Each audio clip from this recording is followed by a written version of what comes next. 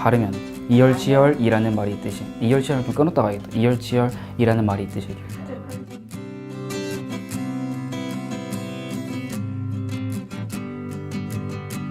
안녕하세요. 저는 서울대학교, 연세대학교, 상지대학교에 지원하였으며 최종적으로 서울대학교 경제학부에 입학하게 된 변지섭이라고 합니다. 한마디로 말해서 우선 정말 크게 감동을 했습니다. 제가 수험 생활을 하는 동안 선배 이투수 장학생들의 글과 영상을 보면서 나도 이투수 장학생에 선발되면 정말 좋겠다라는 막연한 꿈을 꾸었습니다.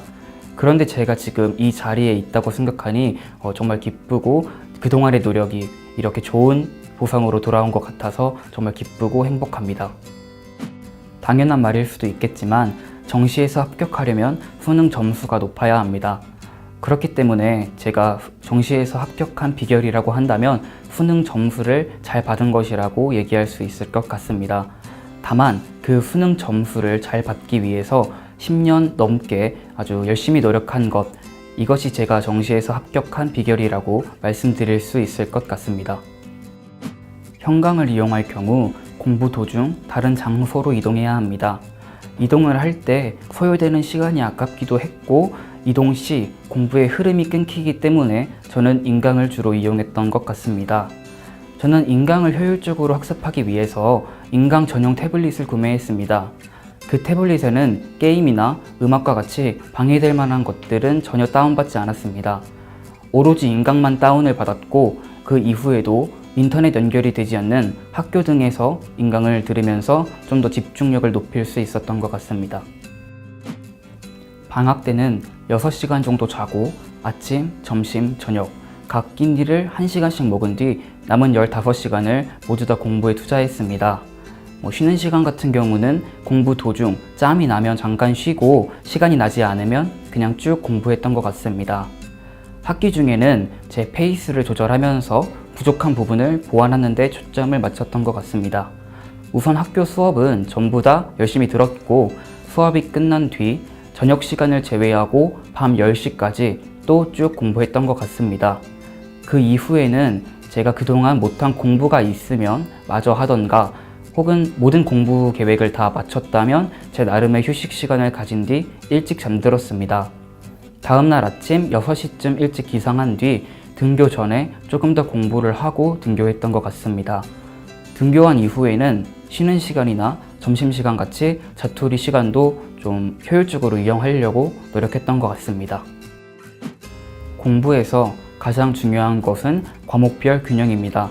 그렇기 때문에 저는 여러 시기에 크게 상관없이 각 과목의 학습 비중을 비슷하게 유지했던 것 같습니다.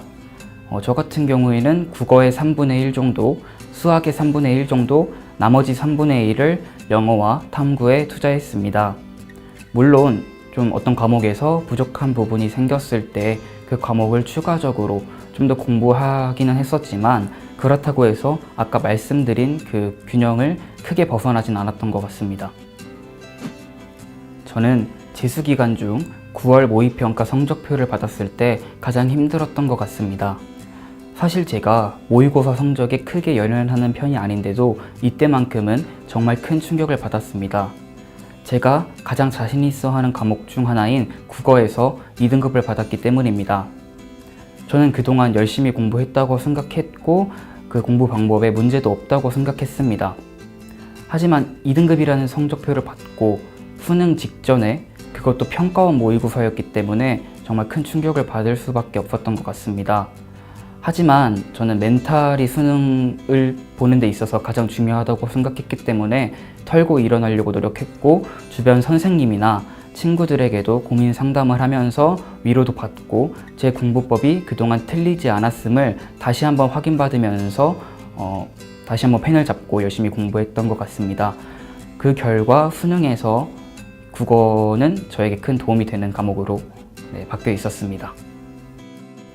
이열치열이라는 말이 있듯이 공부에서 온 슬럼프는 공부로 극복해야 합니다.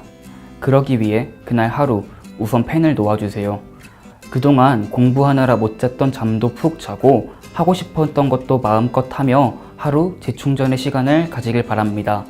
그리고 그 다음 날부터 다시 열심히 달려주세요.